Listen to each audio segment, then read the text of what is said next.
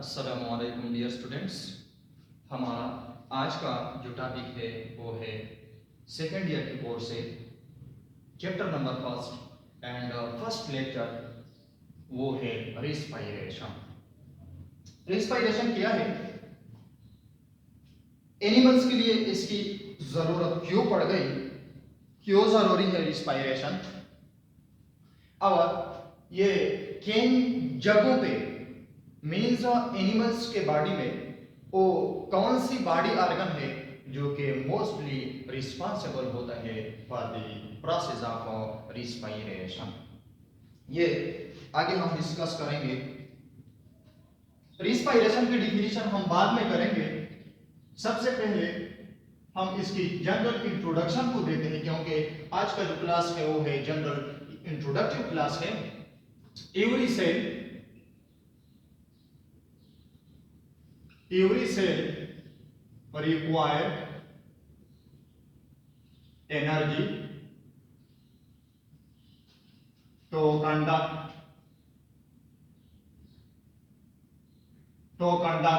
various metabolic processes.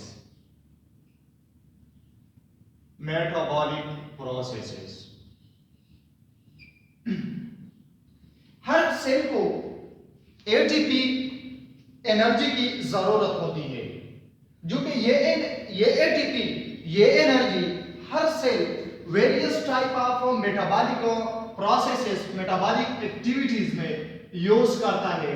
वो metabolic activities आप लोग पहले ही फर्स्ट ईयर में पढ़ चुके हैं। अगर प्लांट सेल है तो लाइट रिएक्शन,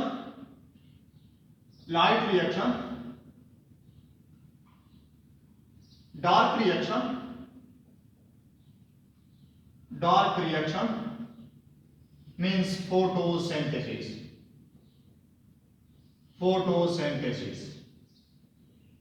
लेकिन यहां पर हम फोटोसिंथेसिस की बात नहीं कर रहे हैं, यहां पे हम एनिमल की बात कर रहे हैं। तो एनिमल में चूंकि फोटोसिंथेसिस नहीं होता, यहां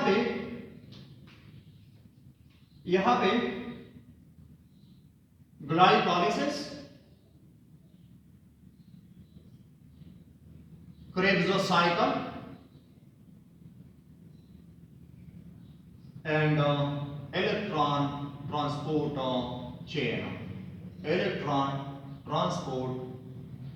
चेन। ये थ्री मेटाबॉलिक एक्टिविटी, इसके साथ साथ है lipid metabolism means beta oxidation, protein metabolism.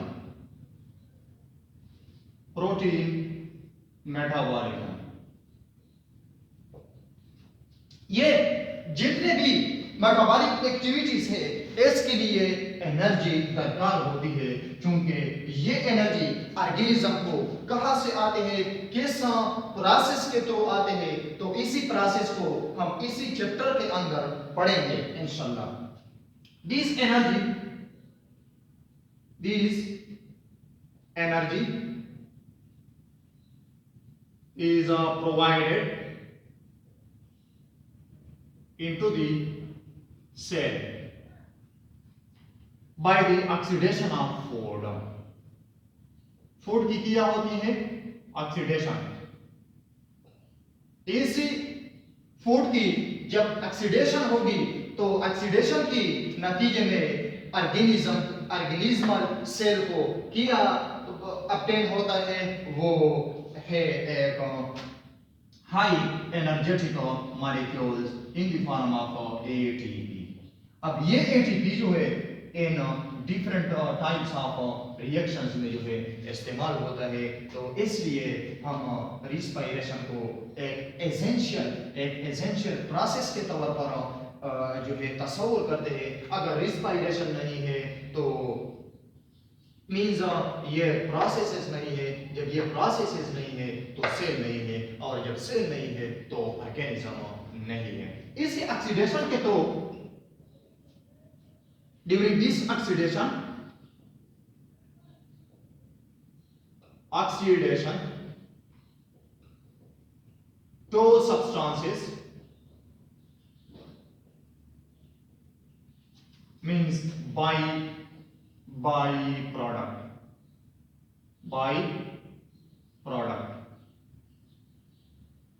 carbon dioxide plus hydrogen atom is produced.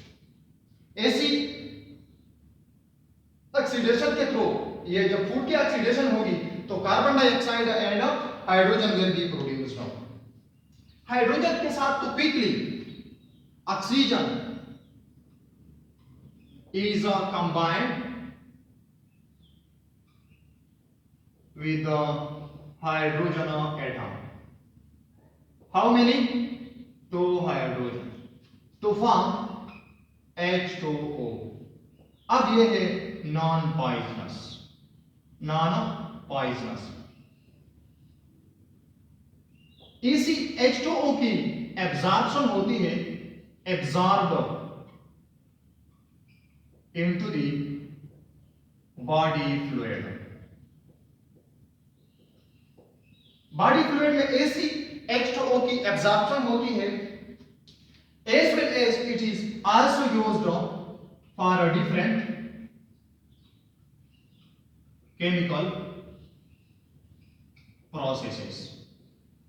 For example, ये H2O molecule मिलेट में जब एक वाटर मॉलिक्यूल की एडिशन होती है तो ऑक्सिलेट बन जाता है. क्रेब्स साइकिल में इसी H2O की डिफरेंट स्टेप्स में, इसी मेटाबॉलिक प्रोसेसेस में, बीटा ऑक्सीडेशन में भी एक H2O मॉलिक्यूल एक जगह पे ऐड होता है और दूसरी जगह पे यह H2O मॉलिक्यूल अगेन जो है रिसाइकल किया जाता है. तो यह H2O different types of chemical processes में भी इस्तेमाल होता है. समटाइम्स ब्लड में भी एब्जॉर्ब हो जाता है, मींस लिम्फेटिक सिस्टम में भी एब्जॉर्ब होता है. जितने भी बॉडी फ्लूइड है, एक्वस ह्यूमर है, विट्रस ह्यूमर है, इसी में भी एब्जॉर्ब होता है. काम है यहाँ पे कार्बन डाइऑक्साइड का. Carbon dioxide it is also produced as a byproduct. Byproduct लिख दिया. What do you mean by byproduct? The product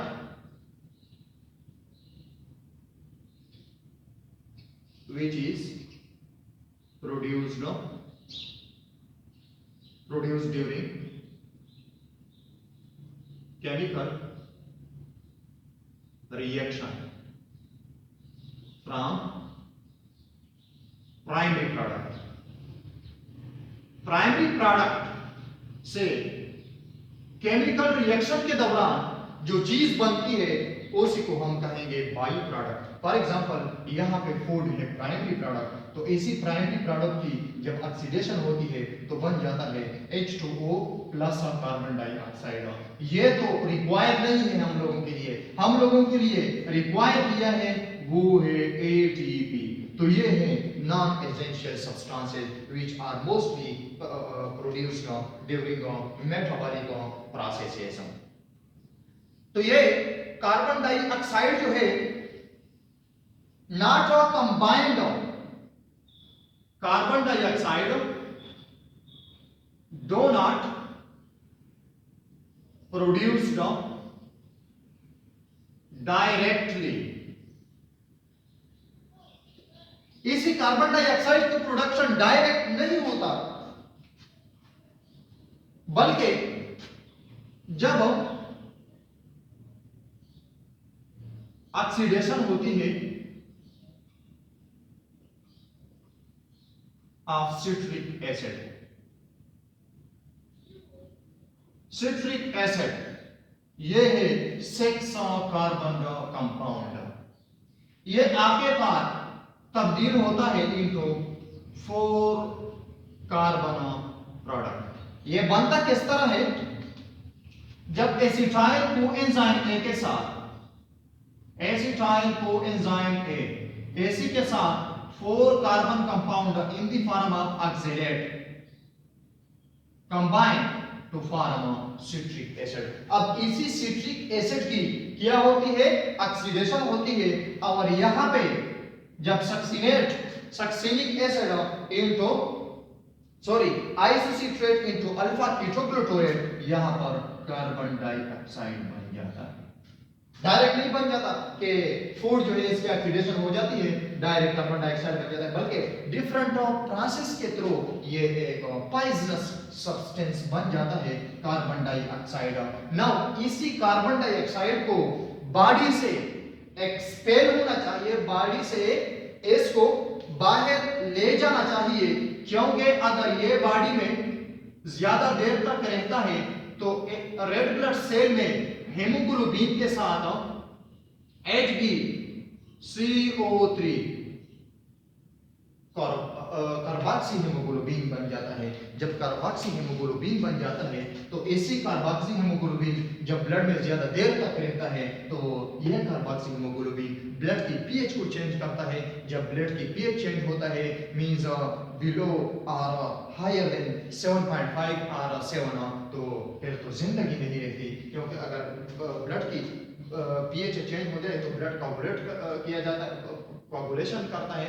जब ब्लड कोगुलेट होता है तो मींस ट्रांसपोर्ट नहीं होता, और जब न्यूट्रिएंट्स ऑक्सीजन ऐसी चीजों की ट्रांसपोर्ट नहीं होती तो लाइफ नहीं रहती। अब इसी कार्बन डाइऑक्साइड को बनाने के लिए किया दरकार होता है मेन जो है वो है oxygen.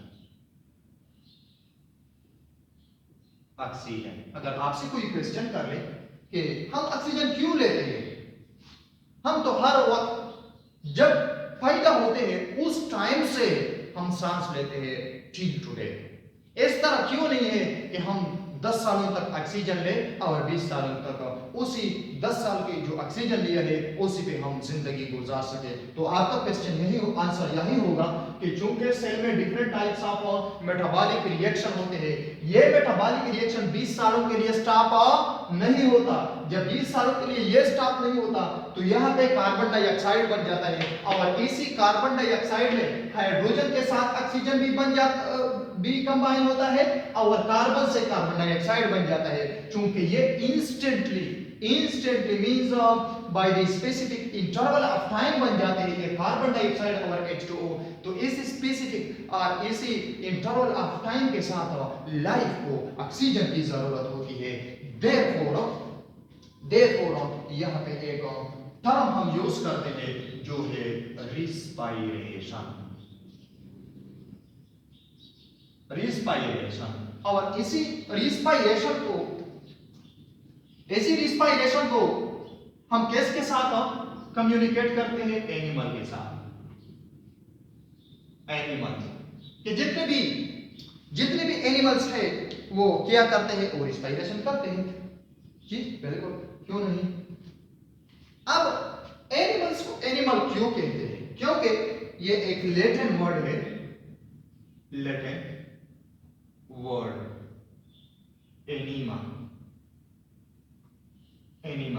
which means to soul और breathe, जो ब्रीथिंग करता है। और जब ब्रीथिंग होगी रिस्पायरेशन, और जब रिस्पायरेशन होगी तो ब्रीथिंग होगी। अब ये एनिमल्स, ये एनिमा तो सोल और ब्रीथ और रिस्पायरेशन, ये तो एक दूसरे के साथ जो है ये कंबाइन है, मींस ये कम्युनिकेट है। ये इसके बिना नहीं रहता और ये इसके बिना नहीं रहता। अब इसको हम डिस्कस करेंगे रिस्पायरेशन की तारीफ। अब यहां पर हम करेंगे what is respiration. All the life processes which enable the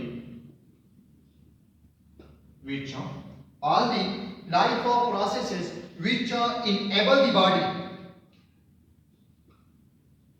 to obtain oxygen,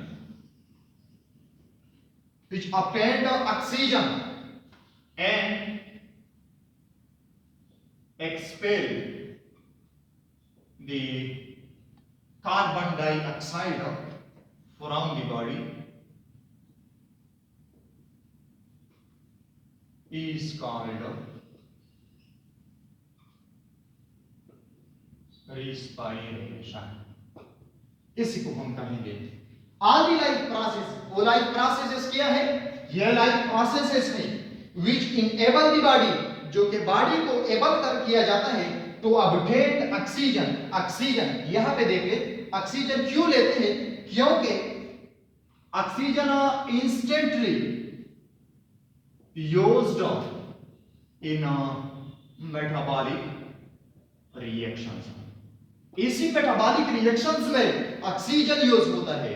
यहां पे जब हाइड्रोजन बन जाता है, हाइड्रोजन के साथ भी ऑक्सीजन मिलता है और कार्बन, ये फूड ऑर्गेनिक है, जो जब ऑर्गेनिक है तो इसमें कार्बन है, तो इसी कार्बन के साथ भी ऑक्सीजन मिल जाता है।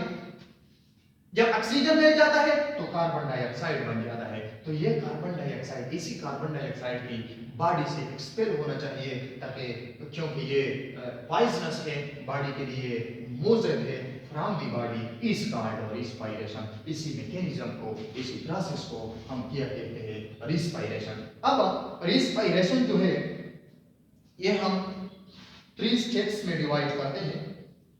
Steps of respiration.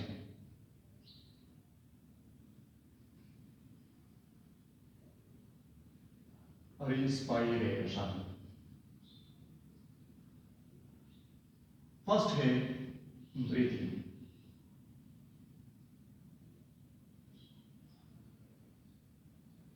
ब्रीथिंग यहां पे एनिमल टू सोल और ब्रीथ। अब ब्रीथिंग है क्या चीज? The ability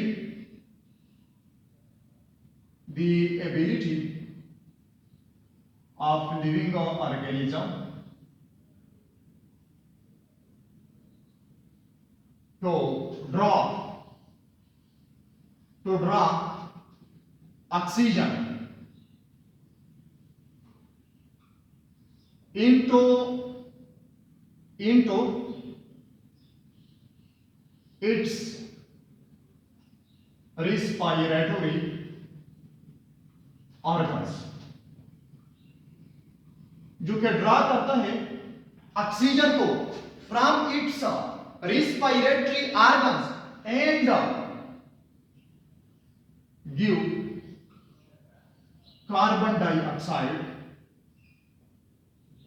into the environment.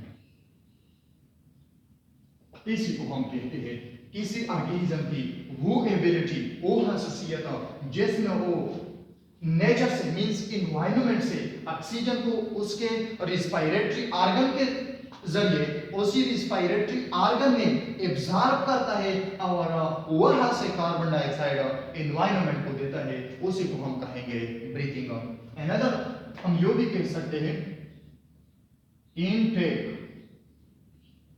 Of oxygen and outtake of carbon dioxide, यो भी हम कह सकते हैं इनटेक, और it is the combination of two words। वो दो वर्ड्स क्या है? फर्स्ट है inspiration,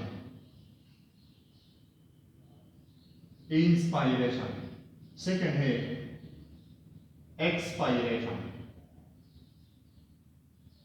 inspiration means inhalations and exhalation। Inspiration में इनटेक ऑफ एयर, वही बात इनटेक ऑफ एयर, यहां पे outtake of carbon dioxide, same thing यहां पे जो मैंने लिखा है। एक्सपायरेशन एंड इंस्पायरेशन, ये है ब्रीथिंग। सेकंड वन जो है ट्रांसपोर्ट ऑफ, ये है first, second one transport of oxygen. Transport of oxygen into the body fluid, transport होती है into the body fluid which circulate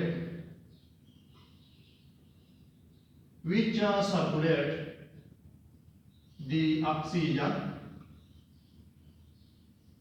all over the body. ये body fluid blood भी हो सकता है, लीफ भी हो सकता है. फॉर एग्जांपल ह्यूमन बीइंग में है ब्लड, जितने भी एनिमल्स हैं, कॉर्डेट्स, मोलस्क्स है, आर्थ्रोपोड्स है, उसी में है लीफ. बाद में हेमोसायनिक, हेमोएरेथ्रिन के different types of body fluids है जो कि रिस्पांसिबल होता है तो कैरी आउट ऑक्सीजन और respiratory gases from the respiratory organ into the body tissue. यह है transport of oxygen into the body fluid. For example ये मैं यहाँ पे लंग्स बना रहा हूँ.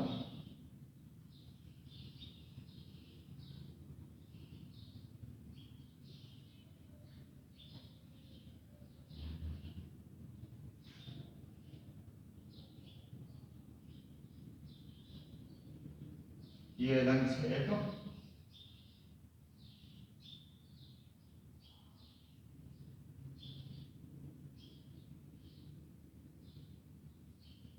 ये दूसरा लंग्स है. यहां पे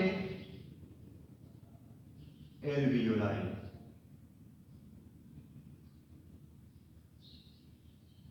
ये एक एल्वियोलाई है. इन जनरल ब्रीथिंग होती है, इनटेक ऑफ ऑक्सीजन, ऑक्सीजन आ रहा है, यहां पे ऑक्सीजन ज्यादा है, oxygen. Outtake of carbon dioxide, carbon dioxide, carbon dioxide. ठीक है, यह है इनटेक ऑफ, यह ब्रीथिंग हो गई. यहां पे ट्रांसपोर्ट ऑफ ऑक्सीजन इसी एल्वियोलाई के वॉल में किया है ब्लड कैपिलरी. ये है ब्लड कैपिलरी. इसी ब्लड कैपिलरी में किया है एक रेड ब्लड सेल है, ये है रेड ब्लड सेल और उसी में है ये HB हेमोग्लोबिन. ठीक है, इसी हेमोग्लोबिन के साथ इसी ऑक्सीजन को अटैच किया जाता है by special type of enzyme, को हम आगे पढ़ेंगे, लेकिन यहाँ पे मैं ट्रांसपोर्ट की बात कर रहा हूँ.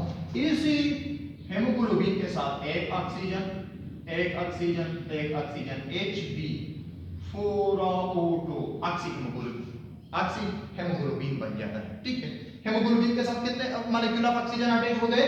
4. यहां पे कार्बन डाइऑक्साइड ज्यादा है ब्लड में.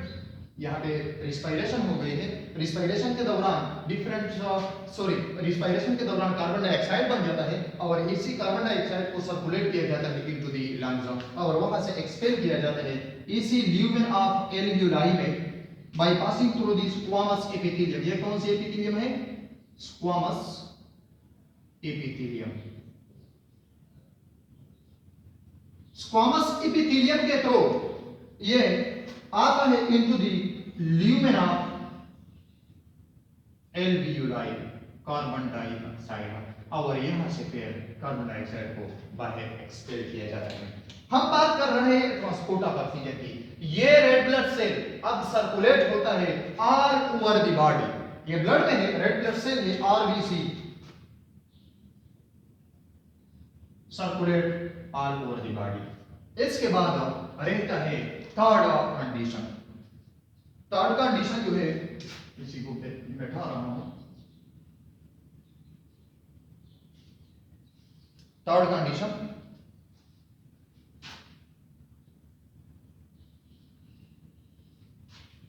वो है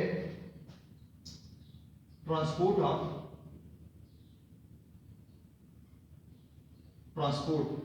means the diffusion of oxygen molecule from the body fluid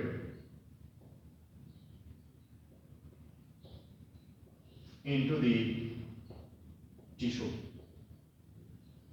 यहां पे ये ऑक्सीजन टिश्यू में चला जाता है फॉर दी ऑक्सीडेशन ऑफ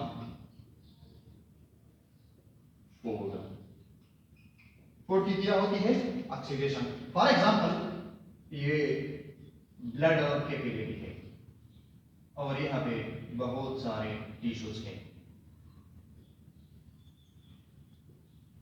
ये टिश्यू है.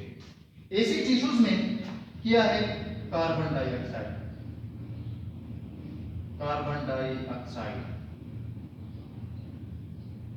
की कंसंट्रेशन किया है ज्यादा है. ठीक है. और ब्लड वेसल्स में जो रेड ब्लड सेल है उसी के साथ क्या है ऑक्सीजन है. यहाँ पे मैं शो कर रहा हूं ऑक्सीजन. ब्लड और कैपिलरी में क्या है ऑक्सीजन ज्यादा है. अब ये ऑक्सीजन जो है यहां पे चला जाएगा. स्पेशल एंजाइम रिस्पांसिबल है जो कि ये बॉन्ड ब्रेक करता है हेमोग्लोबिन से तो release the oxygen into the tissue. वो हम बाद में पढ़ेंगे. और कार्बन डाइऑक्साइड जो है यहाँ पे हेमोग्लोबिन के साथ अटैच किया जाता है तो फॉर्म किया carboxy haemoglobin LbCO3 carboxy haemoglobin. अब ये ऑक्सीजन टिश्यू में चला जाता है और कार्बन डाइऑक्साइड ब्लड में चला जाता है और अगेंस्ट आके यहाँ पे एल्वियोलाई में इस मैकेनिज्म के थ्रू बाहर चला जाता है. ये है processes of respiration, breathing of transport of oxygen and dissolution of oxygen into the tissue from the body fluid. ये तीन मैकेनिज्म है. Combinedly for convenience sake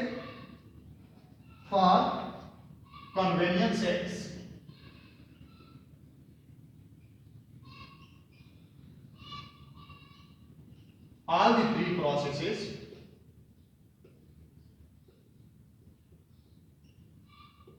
is called external respiration. इसको हम कहेंगे एक्सटर्नल रिस्पायरेशन. ये तीनों स्टेप्स जो है ब्रीदिंग है, ट्रांसपोर्ट ऑफ ऑक्सीजन है, डिसोल्यूशन ऑफ ऑक्सीजन है, ये तीनों प्रोसेस जो है ये है एक्सटर्नल रिस्पायरेशन. क्यों एक्सटर्नल रिस्पायरेशन है? क्योंकि यहाँ पे ऑक्सीजन जो है यूज्ड नहीं है in the degradation of various type of substances क्योंकि ये सरफेस में रहता है. इसलिए इसी को हम कहेंगे क्या एक्सटर्नल रिस्पायरेशन. ये तीनों स्टेप्स एक्सटर्नल रिस्पायरेशन के हैं. इसके बाद है इसको कंबाइनली कहते हैं. इन दो स्टेप्स को कहते हैं gases exchange.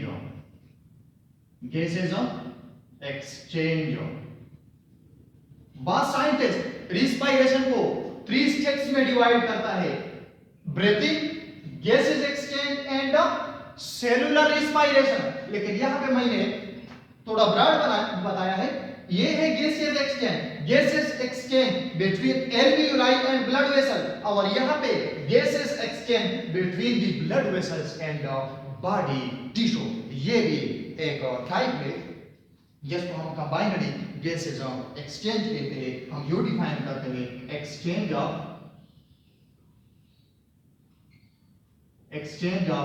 gases between the alveoli and blood vessel as well as from blood vessel and body tissue. ठीक है. इसी को हम कहते हैं गैसेस एक्सचेंज। सेकंड जो टाइप है वो है internal respiration.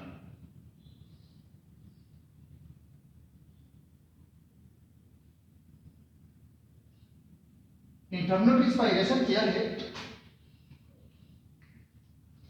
decomposition of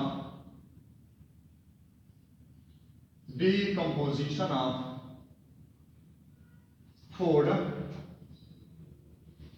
particles in the presence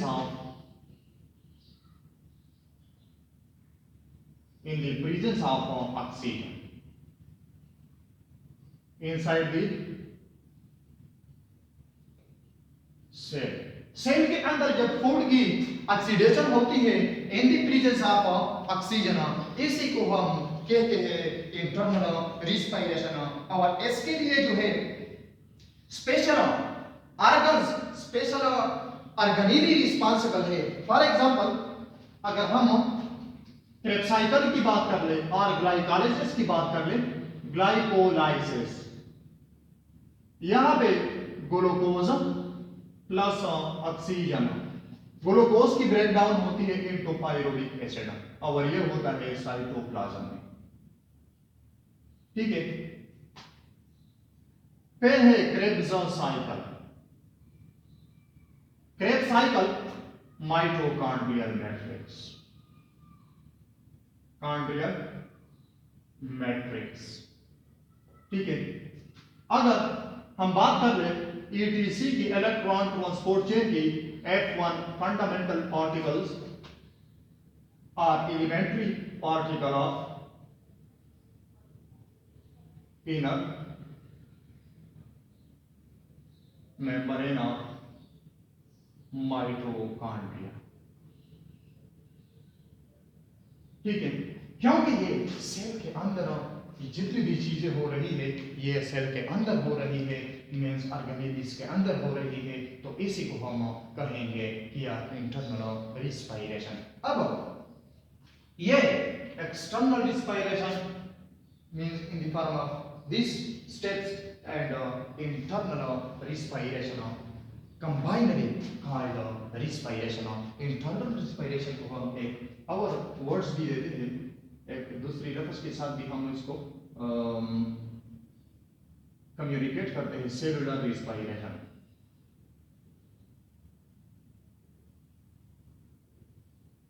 same use for internal respiration. यहां पे दूसरा क्वेश्चन है, ये क्यों हो रहा है? इंटरनल रिस्पायरेशन, एक्सटर्नल रिस्पायरेशन, क्यों बॉडी इसके बिना लायक नहीं रह सकता या कंफर्टेबल क्यों नहीं रह सकता?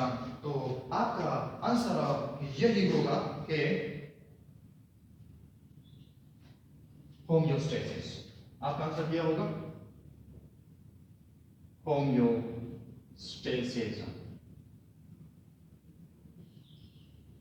बॉडी को इसी टॉक्सिक मटेरियल से आजाद किया जाता है, in the form of carbon dioxide, इसी से आजाद किया जाता है।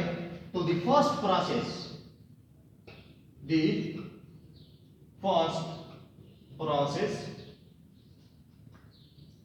occurring in respiration is the process of mechanism of homeostasis. Homeostasis means to maintain internal body condition या कांस्टेंट। जब कांस्टेंट रहते हैं इंटरनल बॉडी कंडीशन, उसी को हम क्या कहेंगे? होम्योस्टेसिस। होम्योस्टेसिस जो है ये कार्बन डाइऑक्साइड, इससे मैंने पहले जो बात की कि ये कार्बन डाइऑक्साइड ब्लड की जो पीएच है वो चेंज करता है। और यहाँ पे ये हाइड्रोजन एटम ये भी टॉक्सिक है, एसी के साथ डायरेक्टली ऑक्सीजन में मिलाया जाता है to form a neutral substance in the form of H2। ये एक सारा का सारा प्रोसेस किसके लिए है? होम्योस्टेसिस के लिए है। इसके बाद है एक अनदर टॉपिक, वो है रिस्पायरेटरी सरफेसेस। रिस्पायरेटरी सरफेसेस यहाँ पे मैं लिखता हूँ रिस्पायरेटरी सरफेस किया है।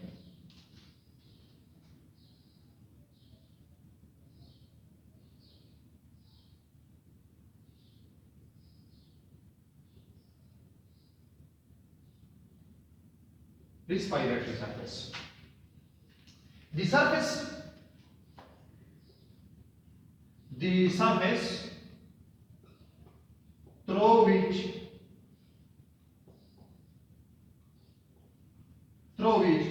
gases exchange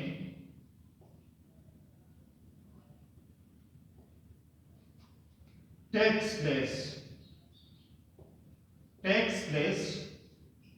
with the environment के साथ वो जगह ह्यूमन बॉडी और एनिमल की बॉडी में वो जगह जहां पे गैसेस एक्सचेंज होती है विद द एनवायरनमेंट, उसी जगह को हम क्या कहेंगे? respiratory surface. Different types of respiratory surfaces है different of animals. For example, gills, internal gills and external gills. ये है फिशेस में बात इनवर्टिब्रेट्स भी है।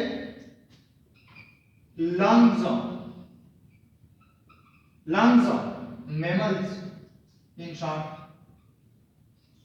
mollusks, trachea, simple trachea in insects जो कि इनवर्टिब्रेट है। इसके बाद है स्किन, क्यूटेनियस। ये डिफरेंट और रिस्पायरेटरी सरफेसेस है जो कि गैसेस एक्सचेंज के लिए और रिस्पायरेटरी गैसेस के एक्सचेंज के लिए यूज होते हैं। अब इसकी स्पेशल कैरेक्टरिस्टिक होनी चाहिए। कैरेक्टरिस्टिक्स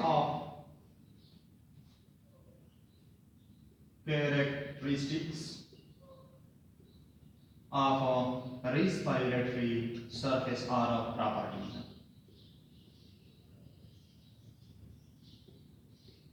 Properties क्या होने चाहिए?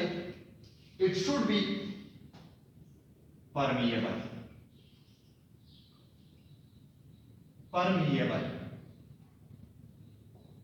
ये सरफेस जो है ये परमिएबल होनी चाहिए, क्योंकि अगर इसकी थिकनेस 1 मिलीमीटर से ज्यादा हो जाए मोर, तो यहां पे नो डिफ्यूजन, यहां पे डिफ्यूजन नहीं होता।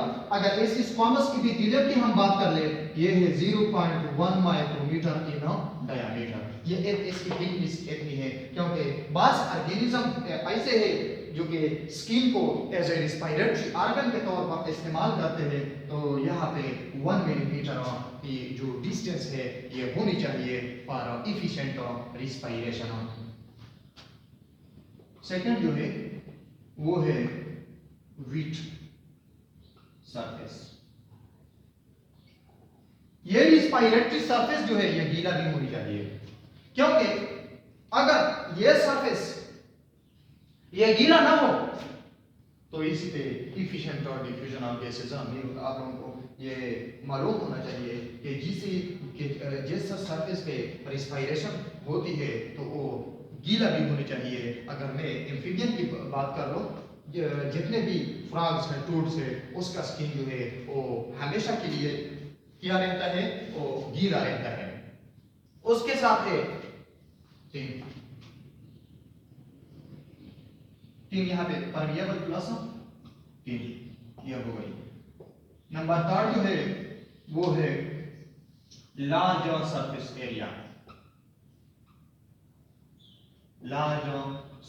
एरिया। जिस जगह पे रिस्पायरेशन हो रही होती है तो उसी सरफेस की सरफेस एरिया ज्यादा होनी चाहिए। क्यों ज्यादा होनी चाहिए? To accommodate to accommodate more amount of oxygen and also store high amount of carbon dioxide from the blood in each breath. एक ही ब्रीथ में वो बॉडी टिश्यू से मींस ब्लड से, इसी ब्लड से बॉडी टिश्यू से क्या आया है carbon dioxide into the blood, और इसी ब्लड से इसी कार्बन डाइऑक्साइड को ज्यादा एकोमोडेट किया जा सके ताकि वो ज्यादा देर तक ब्लड में न रहे। इसके बाद है कैपिलरी नेटवर्क। नंबर 4 पे है कैपिलरी नेटवर्क। कैपिलरी नेटवर्क जिस सरफेस पे रिस्पायरेशन होता है उसी में गुड वास्कुलराइजेशन होती है, गुड वास्कुलराइजेशन, यानी कि इसमें ब्लड की जो फ्लो है वो एफिशिएंट होनी चाहिए ताकि बॉडी टिश्यू को ऑक्सीजन की कमी न होनी पड़े। ऑक्सीजन प्लस कार्बन डाइऑक्साइड, और कार्बन डाइऑक्साइड को इसी ब्लड से ज्यादा एकोमोडेट कर सके, ज्यादा जमा किया जा सके और बॉडी से एक्सपेल किया जा सके। मींस एफिशिएंट फ्लो होनी चाहिए किस चीज की, कार्बन ब्लड की। इसके बाद है वेंटिलेशन। वेंटिलेशन क्या है? फिफ्थ वैल्यू है वेंटिलेशन, गुड वेंटिलेशन। वेंटिलेशन क्या है? Intake of air from the environment, intake of air from the environment. Environment से ये जो एयर है इसकी इनटेक एफिशिएंट होनी चाहिए, कोई भी ऐसी डिजीज ना हो जिसकी वजह से ये ब्रोंकाई जो है ये नैरो हो सके, या ब्रोंक्यूल्स या इसी एल्वियोलाई में कोई इंफेक्शन नहीं होनी चाहिए ताकि एफिशिएंटली ऑक्सीजन आ सके और यहाँ से कार्बन डाइऑक्साइड गुड तरीके से बेटर तरीके से बाहर जा सके। मींस ऐसी रिस्पायरेटरी सर्विस की ये जितनी भी खसूसियात है, कैपिलरी नेटवर्क है, गुड वेंटिलेशन है, लार्ज सरफेस एरिया है, वीट सरफेस है, परमिएबिलिटी और थिनर जो है, ये प्रॉपर्टीज इसी रिस्पायरेटरी सरफेस में होनी चाहिए। वो गिल्स है, वो लंग्स है, वो ट्रिकिया है, वो स्किन है। आज के लिए यही काफी है। Hopefully you guys understand this topic. ये जो टॉपिक है ये सिर्फ और सिर्फ जस्ट इंट्रोडक्शन है। इसके बाद हम प्रॉपरली ह्यूमन रिस्पायरेटरी सिस्टम को स्टार्ट करेंगे। तो चैनल को सब्सक्राइब करें और साथ में बेल आइकन को भी दबा लें ताकि आने वाले सारी जो वीडियो की जो नोटिफिकेशन है वो आप लोगों को बर वक्त पहुंच सके। Thank you, best of luck.